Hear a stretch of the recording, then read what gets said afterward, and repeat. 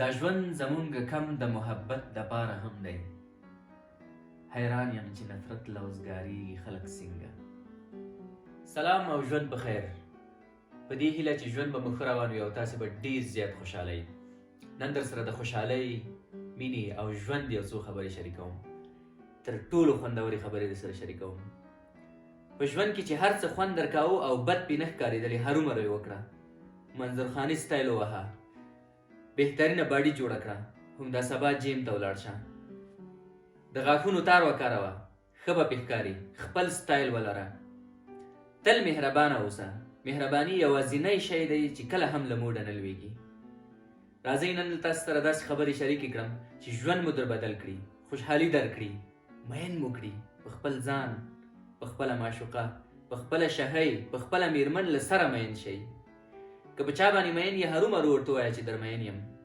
که هغه در مینه هم نه وي، یو بهترین حس به دې ور انتقال کړی وي او هېڅ ستونزه په دې کې نشته چې یو چا ته د خوشحالۍ حس ور انتقال کړي. هرومرو همدا نن ورته ووایه چې در مین یم.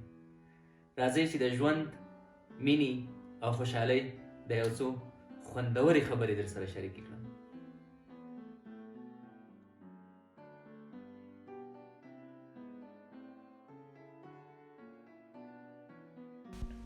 د بری راز خو سم نه دی را معلوم، خو د ماتې راز هرومرو یو مخ د ټولو خوشحالول را معلومیږي. ما مې فکر بدل کړ، فکر مې ژوند. زما هیڅ ستا پر وړاندې موسم نه دی چې بدل بشي، خو انسانانو که ځانګړی بوی درلودای د نارنج بوی به یې کاوه. دوه څیزه پیسې نشي در زده کولی، یو مننه، بل بښنه. د هغوی هیرول ډېر سخت دي چې نه هیرېدونکي خاطرې دي ورسره تړلې وي. له داسې چا سره واده وکړه چې باوري د ژوند تر پایه خبرې په خوند اورېدی شي.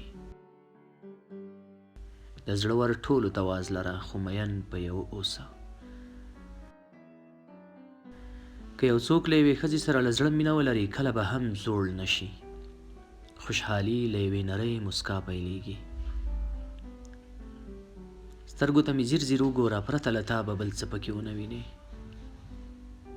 چې در مین وي، یو وارې درته وایي او زر وارې درته ثابتوي. د هیلې ګرمه غېږ دې د نهیلۍ په ساړه کور کې ګرم ساتي. د هیلې لمن مه پرېږده. زه ته ډېره مننه چې له موږ سره مو دا ښې خبرې واورېدلې، په دې هیله چې عملي یې کړئ. نو موږ خو دا ویډیو چې تاسو ته کوله، برق پکې لاړ، نو تاسې ځانونه داسې کړئ لکه په توره تیاره کې هغه سپوږمۍ چې هم په خپله له خپله ځانه خوند واخلئ او هم نور خلکو ته ګټه ورسوئ او یو ښه حس ورکړئ او ښه ورته ښکاره شئ او په لیدن مو زړه خوشحاله شي. ژوند